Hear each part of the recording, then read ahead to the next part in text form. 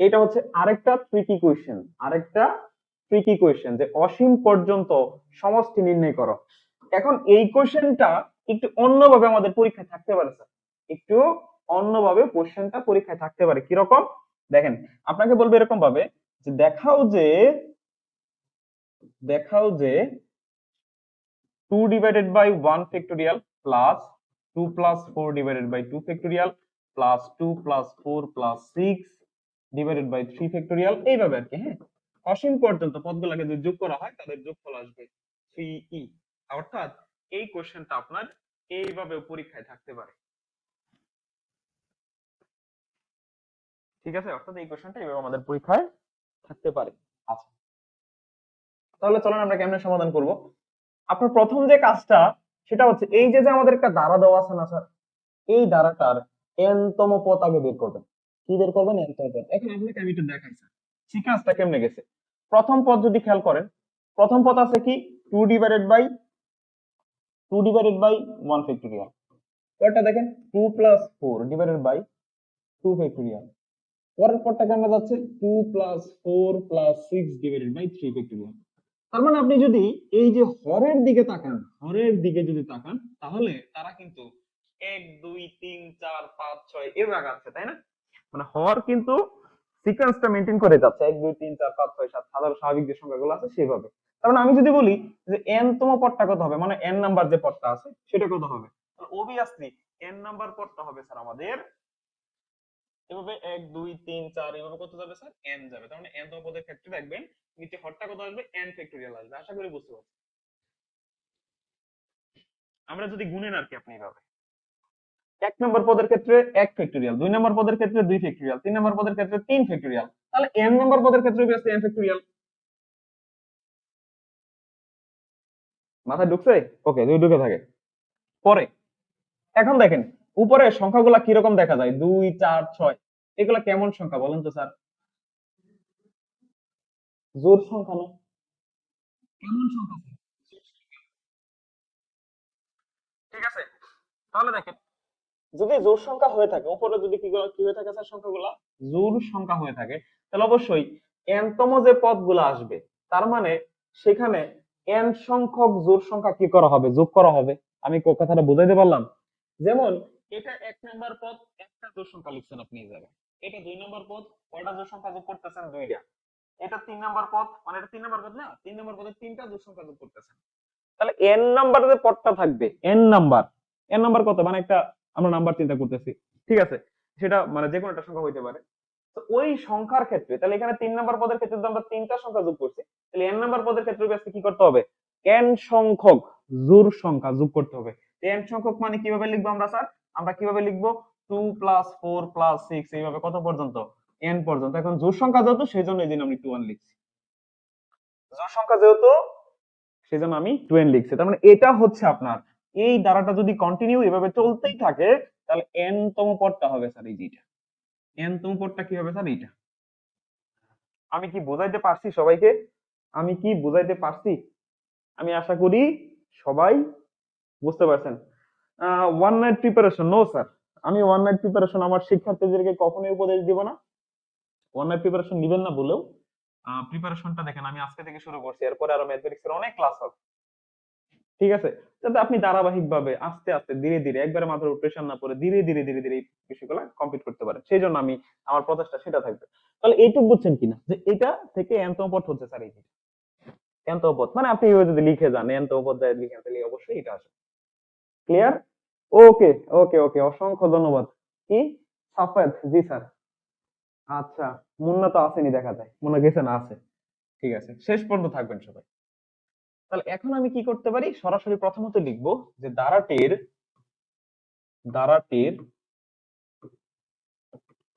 n তম পদ, ধারাটির কত পদ স্যার? n তম পদ। আমি এখানে আগে লিখে দিয়েছিলাম, নিচে হবে n ফ্যাক্টোরিয়াল আর উপরে হবে 2 প্লাস 4 প্লাস 6 প্লাস এইভাবে কোন পর্যন্ত স্যার? 2n পর্যন্ত। ওকে, নিচে চিন্তা নাই, উপরে চিন্তা। উপরটা দেখেন একটু কাজ করে দেই ভাবে। উপরে কি আছে আমাদের? 2 আছে, 4 আছে, 6 আছে, এইভাবে 2n পর্যন্ত আছে নাকি? আচ্ছা, সবাইকে দেখেন তো যেহেতু জোড় সংখ্যা, কি সংখ্যা? জোড়। 2 কমন নেওয়া যাবে। আমি সবটি থেকে 2 কমন নিচ্ছি। এই সবগুলা থেকে 2টা কমন নেন, তাহলে এখানে 2 কমন নিলে 1 হবে, এখানে 2 কমন নিলে 2 থাকবে, এখানে 2 কমন নিলে 3 থাকবে। এইভাবে এখান থেকে 2 কমন নিলে থাকবে শুধু একটা n। এখন এই যে দেখেন এটা কি দাঁড়াইলো, 1 2 3 4 5 6 7 8 9 10, দ্যাট মিন্স এগুলো হচ্ছে স্বাভাবিক সংখ্যা। আর n সংখ্যক n পর্যন্ত কোন স্বাভাবিক সংখ্যার সমষ্টি বের করার সূত্র এখানে কি বোঝাচ্ছে, যে 1 থেকে n পর্যন্ত সংখ্যাগুলার যোগফল। তাহলে সেই যোগফল কেমনে বের করেন মনে আছে স্যার? সমষ্টি বের করার একটা সূত্র, সূত্রটা হচ্ছে n into n plus 1 divided by 2। এটা আপনারা হয়তো বা 9 10 এ পড়ছেন, যে যে কোনো স্বাভাবিক সংখ্যার সমষ্টি বের করার সূত্রটা হচ্ছে এটা, n into n plus 1 divided by 2। অথবা এটা যদি আমার কথা না বিশ্বাস হয়, সমষ্টি বের করার 9 10 একটা সূত্র পড়ছিলেন না, n by 2 into 2a plus n minus 1 into d, এটা কিন্তু সমষ্টি বের করার একটা সূত্র। আপনি চাইলে সেই সূত্রটা অ্যাপ্লাই করতে পারেন, ঠিক আছে? দেখেন তাহলে এখানে এর মান কত, প্রথম পদ 1, বসান মানগুলো বসায় দেখেন আপনি, n by 2 2 into 1 plus n minus 1, ঠিক আছে, ইনটু কত স্যার,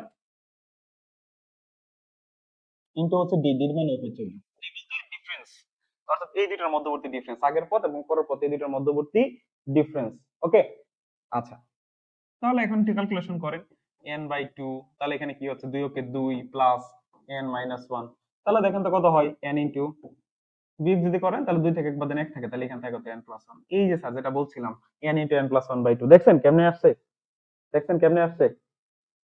ওকে, এটুকু আশা করি বুঝছেন। তাহলে এইটুকু সমষ্টি হচ্ছে কত, এইটা। এখন দেখেন তো স্যার, এটার আগে কত আছে, এটার আগে আছে কত, এই যে এটার আগে দেখেন একটা 2 আছে, হ্যাঁ আমরা 2 তো কমন নিছিলাম, তাহলে 2 আর 2 যদি আমি কেটে দিই কি থাকবে, n ইনটু n প্লাস 1 থাকবে না, n into n plus 1, n into n plus 1 থাকবে না, থাকবে তো নাকি, n ইনটু n প্লাস 1 এইটা কিন্তু আমাদের এখানে থাকে। তাহলে আমি উপরে এই যে সবটুকুর স্থলে এইটুকু লিখতে পারি, তাহলে যোগ করলাম, এই টোটালটা যোগ করলে আমার এটা আসছে, তাহলে এইটার যোগফল তো আমি এটা লিখতে পারি, তাহলে লিখা দেন আপনি। তো যোগফল কত পাইছি, ডি টোটালে যোগ করে বলেন তো, n into n plus 1, n into n plus 1, এই যে ডিভাইডেড বাই n ফ্যাক্টরিয়াল। আমি আশা করি ম্যাক্সিমাম শিক্ষার্থী এই বিষয়টা বুঝতে পারছে, যদি বুঝে থাকেন আর কি, তাহলে পরবর্তীতে আগাই সামনের দিকে। এখন দেখেন এই যে নিচে যে আছে না আমাদের n ফ্যাক্টরিয়াল, আপনি চাইলে এটাকে লিখতে পারেন n into n minus 1 factorial. Sir পঞ্চম অধ্যায় বিন্যাসের ম্যাট্রিক্স 1 এ পড়ছেন নাকি পড়েন নাই বলেন? এই লাইনটা বুঝছেন সবাই? n into n minus 1 factorial, এই যে এটা সমান যে লিখছি, n ফ্যাক্টরিয়াল সমান সমান লেখা যায় n into n minus 1 factorial. বুঝছেন না বুঝেন নাই? আশা করি এই পর্যন্ত ক্লিয়ার আমাদের সকল শিক্ষার্থীর, ঠিক আছে, হ্যাঁ ওকে, যদি পারেন তাহলে আমাকে বলে দিবেন, আমি দ্রুত আগাই যাব। দেখেন উপরের n আর নিচের n কত সুন্দর করে কেটে দেওয়া যায়, কেটে দিলে n plus 1 divided by n minus 1 factorial থাকে, থাকে তো নাকি? আচ্ছা, এই নিয়ে আরো কাহিনী আছে, কত কাজ করতে হবে এটার মধ্যে, কাজের শেষ নেই। দেখেন আমি চাইলে এখানে একটা কাজ করতে পারি, কি কাজ করতে পারি, আমি চাইলে এখানে একটা কাজ করতে পারি, কি কাজ করতে পারি স্যার দেখেন তো, কাজটা হচ্ছে উপর কি আছে n প্লাস 1, এটাকে আমি চাইলে লিখতে পারি n মাইনাস 1 প্লাস 2, লিখা যায় না যায় না বলেন?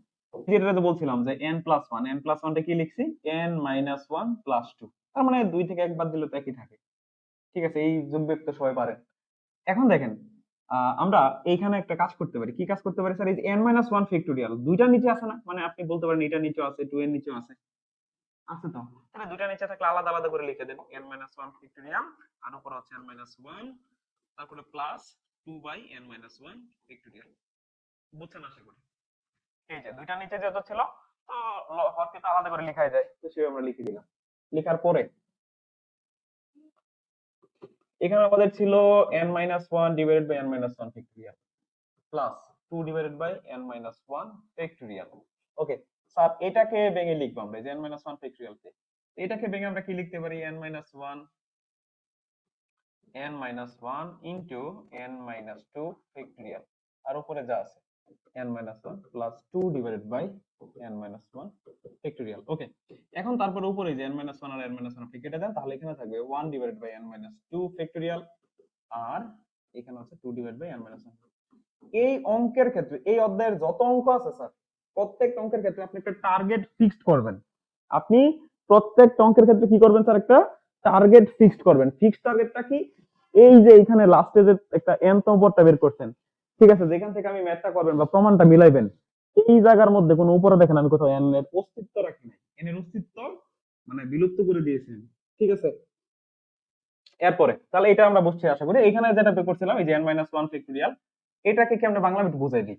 যেমন একটু আগে আপনারা দেখছেন যে আমরা n ফ্যাক্টোরিয়াল কে কি লিখছিলাম, n into n minus one factorial. ঠিক সেম ভাবে n মাইনাস ওয়ান কে তাহলে আমরা কি লিখবো, n minus one into n minus two factorial. বিষয়টা কেমনে আসছে, যদি আপনাকে বলি 7 ফ্যাক্টোরিয়াল, তাহলে আপনি লিখতে পারেন, কিন্তু মানে 7 ফ্যাক্টোরিয়াল মানে হচ্ছে 7 6 5 4 3 2 1, মানে 1 থেকে 7 পর্যন্ত দ্বারা আছে সবার গুণফল। এখন আমি যে এই 7টাকে আলাদা করলাম, এইটুক দেখেন তো 6 ফ্যাক্টোরিয়াল না, এই যে এইটুকু, এইটুকু সমান কি লেখা যায়, 6 ফ্যাক্টোরিয়াল লেখা যায়, যায় না, যাই তো। আপনি আবার চিন্তা করেন, দেখেন এইটুক সমান, এই যে এইটুক, এই যে 6 বাদ দেন, এই যে এইটুক সমান কি লেখা যায়, 5 ফ্যাক্টোরিয়াল লেখা যায়, তাহলে এটা সমান আমরা লিখতে পারি 5 ফ্যাক্টোরিয়াল, ঠিক না? তাহলে আমরা 6 ফ্যাক্টোরিয়াল যদি চিন্তা করি, হ্যাঁ, আচ্ছা এই দেখেন, এই যে, তাহলে এখন দেখেন তো, এটা 7, তারপরটা কত আছে, 6 আছে। 6 মানে কি, 7 থেকে 1 বিয়োগ, মানে 7 থেকে 1 কম। তাহলে 7 ফ্যাক্টোরিয়াল সমান যদি আপনি এটা লিখতে পারেন, 7 ফ্যাক্টোরিয়াল সমান যদি এটা লিখতে পারেন, তাহলে n ফ্যাক্টোরিয়াল সমান কেন আপনি এটা লিখতে পারবেন না? ঠিক আছে, তাহলে n সমান যদি এটা লিখতে পারেন, তাহলে n মাইনাস ওয়ান সমান কেন এটা লিখতে পারবেন না? কারণ পরেরটা কি হয়, এটা থেকে আরো এক বিয়োগ করা লাগে। তাহলে n মাইনাস ওয়ান থেকে যদি আরো এক বিয়োগ করেন, অবভিয়াসলি n মাইনাস টু। বুঝছি, বুঝার কথা, হ্যাঁ। না যদি বুঝে থাকেন তাহলে কচু গাছে যাইয়া ফাঁস দিতে হবে, এছাড়া কোনো ওয়ে নাই। আচ্ছা, এখন এটা হচ্ছে আমাদের n তম পদ। এটা কোন তম পদ বলেন তো, n তম পদ। এই যে n তম পদ বের করলাম, ঠিক আছে। আচ্ছা, এরপরে আমরা কি করলাম, এটা হচ্ছে আমাদের n তম পদ, ঠিক আছে। এটা হচ্ছে কি স্যার, আমাদের n তম পদ। ওকে, এটা হচ্ছে আমাদের n তম পদ। ওকে, আচ্ছা, n তম পদ তো বের করছি নাকি, কি ছিল আমাদের, n তম পদ ইজ ইকুয়াল টু, এটা ছিল না 1 divided by n minus two factorial plus 2 divided by n minus one factorial. Okay, এটা ছিল আমাদের n তম পদ। তাহলে n তম পদ যদি এটা হয়, এখন আমি পদ বের করব, কি বের করব স্যার, পদ বের করব। তাহলে আমি লিখলাম প্রথম পদ, এটাকে আমি t1 লিখতে পারি, হ্যাঁ, t1 সমান সমান প্রথম পদ মানে আমি n এর মান 1 বসাবো। যখন আমি লিখবো দ্বিতীয় পদ, n এর মান 2 বসাবো। যখন আমি তৃতীয় পদ লিখবো, তখন আমি n এর মান 3 বসাবো। তো n এর মান 1 বসায় আমি কি বের করতে স্যার, প্রথম পদ। আপনি এই জায়গায় n এর মান 1 বসাবেন, কোথায়, এখানে n এর মান 1 বসাবেন, এখানে n এর মান 1 বসাবেন, ঠিক আছে, যেহেতু প্রথম পদ বলতেছি। পারবে স্যার, এত বোঝানো লাগবে না। বেশি বুঝাইলে ঝামেলা, কম বুঝাইলে ঝামেলা। কারণ বেশি বুঝাইলে কি হয়, যারা পারে তারা বলে স্যার সময় লস হচ্ছে। ঠিক আছে স্যার, আমি দ্রুত আগাচ্ছি। তাহলে বসাইলে এখানে যদি বসান, তাহলে কত হবে, 1 বাই 1 মাইনাস 2 ফ্যাক্টোরিয়াল প্লাস, আসলে কি জানেন, আমি ওইভাবে পড়াইতে পারি না। কারণ আমার মনে হয়, যতক্ষণ পর্যন্ত ওইটার ব্যাখ্যা না দিতে পারি, তখন আমার নিজের কাছেই মনে হয় যে আমার শিক্ষার্থীরা হয়তো বা বুঝে নাই। এটা আমি নিজেই ফিল করি। সেই জন্য এখন কথা হচ্ছে স্যার, এই যে না দেখছেন, আমি যখন বসাচ্ছি মানটা, এখানে একটু খেয়াল করেন, এই যে এটা এখানে কত থাকে sir, 1 by minus one factorial. তো মাইনাস ওয়ান ফ্যাক্টোরিয়াল মানে কি, এটা সমান আপনি ইনফিনিটি লিখতে পারেন, ঠিক আছে। মাইনাস ওয়ান ফ্যাক্টোরিয়াল আসে না আমাদের এই জায়গায়, মাইনাস ওয়ান ফ্যাক্টোরিয়াল। তো মাইনাস ওয়ান ফ্যাক্টোরিয়াল মানে কত, এটার মান কত, ইনফিনিটি। আর ওয়ান বাই ইনফিনিটি মানে কত, ওয়ান বাই ইনফিনিটি মানে হচ্ছে শূন্য, মানে এইটুকুর মান কত আসবে আপনার স্যার, শূন্য আসবে। তাহলে এখানে আলটিমেটলি কত হয় স্যার, এইটুকুর মান আসে আমাদের শূন্য, সরাসরি লিখে দিলাম। তারপরে এখানে কত থাকে দেখেন তো, এই জায়গার মধ্যে থাকে কত, 2 ডিভাইডেড বাই 1 মাইনাস 1 ফ্যাক্টোরিয়াল, 1 থেকে 1 বাদ দিলে 0 ফ্যাক্টোরিয়াল। আর আপনারা সকলেই জানেন 0 ফ্যাক্টোরিয়াল মান কত স্যার, 0 ফ্যাক্টোরিয়াল মান কত, 1। তার মানে কত থাকে, শুধু 2 থাকে। তাহলে এই যে আমি 2 লিখলাম। আমি আশা করি সবাই বুঝতে পারছেন বিষয়টা। তারপর আপনি কি লিখবেন, দ্বিতীয় পদ t2। এখন n এর মান 2 বসান, হ্যাঁ, n এর মান কত বসাবেন, 2। তাহলে 2 minus 2 factorial plus 2 divided by 2 minus 1 factorial. Okay, তাহলে এখানে দেখেন থাকতেছে কত, 1 বাই 0 ফ্যাক্টোরিয়াল। তো 0 ফ্যাক্টোরিয়াল মান হচ্ছে 1, তাহলে 1 বাই 1 দ্যাট মিন্স 1 থাকে, আর এখানে থাকে হচ্ছে 2 ডিভাইডেড বাই 2 থেকে 1 বাদ দেন, তাহলে 1 ফ্যাক্টোরিয়াল। তারপরে হচ্ছে তৃতীয় পদ t3, এখানে থাকবে কত, 1 by 3 minus 2 factorial plus 2 divided by 3 minus 1 factorial. Ultimately কত থাকে, এখানে থাকে হচ্ছে 1/3 থেকে 2 বাদ দেন থাকবে 1 ফ্যাক্টরিয়াল। তারপরে এখানে থাকবে কত 2 ফ্যাক্টরিয়াল। তারপরে চতুর্থ পদের কথা যদি বলি, চতুর্থ পদ P4, এখানে হবে 1/4 - 2 ফ্যাক্টরিয়াল। তারপরটা কত হবে 2/4 - 1 ফ্যাক্টরিয়াল। এইভাবে 1 বাই, এভাবে কত থাকবে 1/2 ফ্যাক্টরিয়াল থাকবে, আর থাকবে হচ্ছে এখানে 2/3 ফ্যাক্টরিয়াল। দেখেন আপনি এইভাবে যত সামনের দিকে অগ্রসর হবেন, যত সামনের দিকে কি হবেন স্যার, অগ্রসর হবেন, এইভাবে পদগুলো বাড়তেই থাকবে। কি থাকবে, বাড়তেই থাকবে। তাহলে আমি এইভাবে যদি কি করি স্যার, n সংখ্যক পর্যন্ত যত পদ আছে সবগুলার যদি কি করি স্যার, সমষ্টি বের করি, যোগ করি, তাহলে সুতরাং n সংখ্যক পদের সমষ্টি, মানে আপনি যোগ করতেছেন, ঠিক আছে। তো যোগ যদি করেন তাহলে পদগুলো কি যোগ করে লিখবেন, এই যে এই পদগুলো, এই যে এখানে যে আপনার পদগুলো আসছে, এই যে যোগ করে লিখেন, তাহলে তো হবে। এখন একটু কাজ করবেন, কি কাজ করবেন জানেন স্যার? কাজটা হচ্ছে, কাজটা হচ্ছে এইগুলার একসাথে লিখবেন, এই যে এইগুলার, এটার একসাথে লিখবেন, আর ওই পাশে যেটি আছে না ওইটা আলাদা করে লিখবেন, তাহলে এটা আপনার জন্য সুবিধা হবে। তাহলে এইগুলো আমি একটু একসাথে লিখি, এখানে আছে জিরো লেখার তো দরকার নেই, এখানে 1, তারপরে এই যে এটা আছে, তারপরে এটা আছে, এভাবে লিখি, হ্যাঁ। তাহলে 1 প্লাস 1/1 ফ্যাক্টরিয়াল প্লাস 1/2 ফ্যাক্টরিয়াল, এইভাবে দেখবেন আসবে 1/3 ফ্যাক্টরিয়াল, তারপরে এইভাবে ইনফিনিটি পর্যন্ত।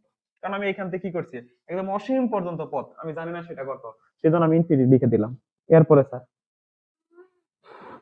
এরপরে প্লাস, এখন এই ডি লিখে নিই যে এইগুলা, তাহলে কি আছে স্যার এখানে 2 plus 2/1 factorial plus 2/2 factorial plus 2/3 factorial, এইভাবে কত পর্যন্ত, অসীম পর্যন্ত।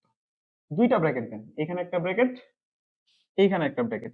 আপনারা যারা ই এর দ্বারাটা জানেন, আপনি বইটা খুলেন, বইটা খুলে দেখেন ই এর দ্বারা হচ্ছে স্যার এই যেটা, আপনি বইটা খুলে একটু দেখেন, এই যেটা হচ্ছে ই এর একটা দ্বারা। তাহলে এটা যদি একটা ই এর একটা দ্বারা থাকে, তাহলে এটা সমান সমান সরাসরি আমি লিখতে পারি, কারণ এটা কার দ্বারা স্যার, ই এর দ্বারা। এটা কার দ্বারা, ই এর দ্বারা। দেখুন আপনি বইটা খুলে একটু দেখেন, ই সমান সমান হচ্ছে 1 + 1/1 factorial plus 1/2 factorial plus 1/3 factorial এবং ইনফিনিটি পর্যন্ত, এটা হচ্ছে ই এর দ্বারা। তাহলে এটা সমান আমি ই লিখলাম। তারপরে দেখেন সবার সামনে কত আছে স্যার, 2 আছে, কত আছে 2, তাহলে দুইটা কমন নেওয়া যায়, তাহলে 2 কমন নিলে থাকবে 1 + 1/1 factorial plus 1/2 factorial plus 1/3 factorial, এইভাবে। এখন দেখেন ওইটাও একটা ইয়ের দ্বারা হয়ে গেছে, এই যে এটুকু, এটুকু কার দ্বারা স্যার, ইয়ের একটা দ্বারা না, তাহলে এটা দিয়ে এর একটা দ্বারা হয়, এটার উপরে 3 লিখলেন, তাহলে এই যে দুইটার একটা মিলে কয়টা হবে, 3টা, 3e। So that is your answer. পারবেন না পারবেন না স্যার, বলেন তো, পারা যাবে? বলেন, দ্রুত বলেন, দ্রুত বলেন, পারা যাবে কিনা। আমি আশা করি পারবেন, আশা করি।